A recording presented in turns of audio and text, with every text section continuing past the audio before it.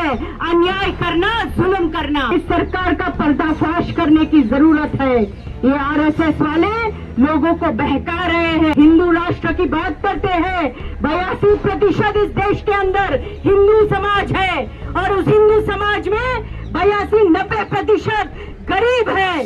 उस गरीब के लिए क्या कर रहे हैं? को बहुत बहुत क्रांतिकारी सलाम। हम यहाँ पे सब मौजूद किस लिए है ये दोहराने की जरूरत नहीं है। हमारा मुल्क एक बहुत ही कठिन परिस्थिति से गुजर रहा है।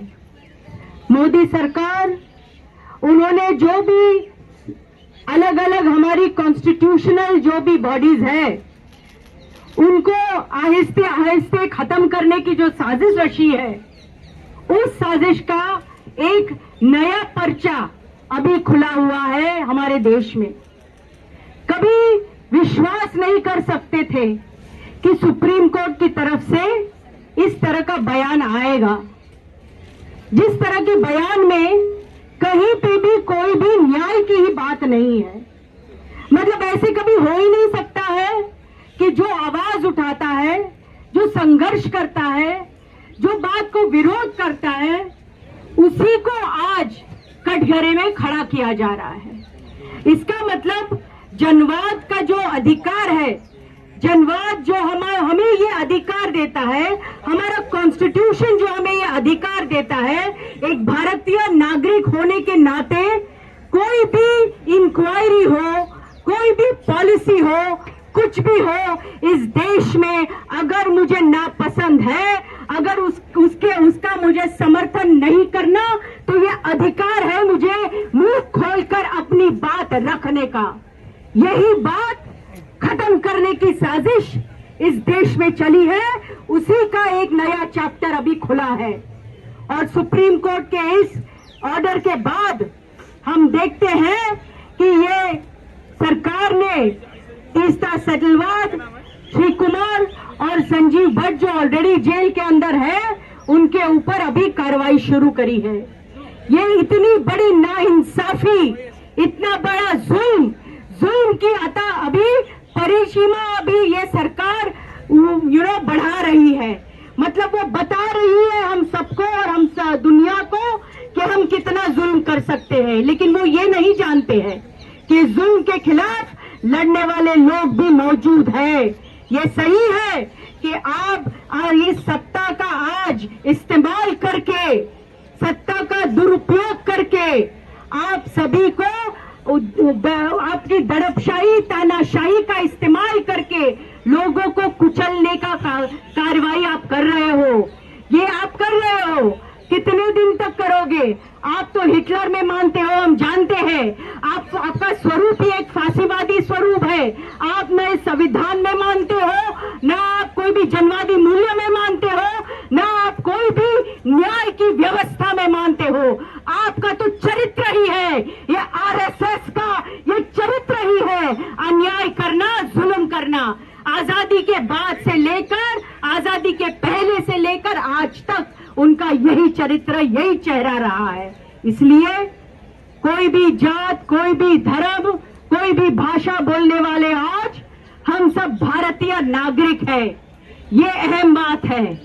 भारतीय नागरिक होने के नाते ये देश कैसा रहेगा, कौन से मूल्यों पर चलेगा, ये ठहराने का, इसके बारे में बोलने का हर एक भारतीय नागरिक को बराबर का अधिकार है और हम वो इस अधिकार का इस्तेमाल जरूर करेंगे। इसलिए आगे के दिनों में ये प्रदर्शन यहाँ पे जैसे हो रहा है, वैसे अखिल भारतीय जनवादी महिला समिति की तरफ से पूरा समर्थन देते हुए मुल्क के हर एक कोने कोने के अंदर, गांव-गांव, बस्तियों में जाकर मीटिंगें लेकर इस सरकार का पर्दाफाश करने की जरूरत है। ये आरएसएस वाले लोगों को बहका रहे हैं, झूठी बातें फैला रहे हैं इस देश के बारे में। हिंदू राष्ट्र की बात करते हैं, 82% इस देश के अंदर हिंदू समाज है और उस हिंदू समाज में 82-90% गरीब है। उस गरीब के लिए क्या कर रहे हैं? यहाँ पे हिंदू भी बराबर मर रहा है, मुसलमान भी मर रहा है, सिख ईसाई भी मर रहा है।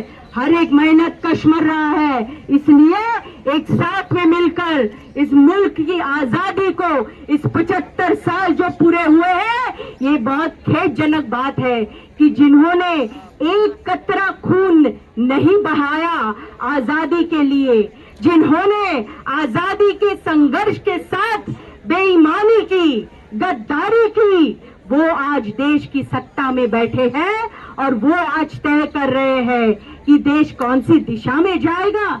ये कतई नहीं होगा, ये कतई नहीं होगा।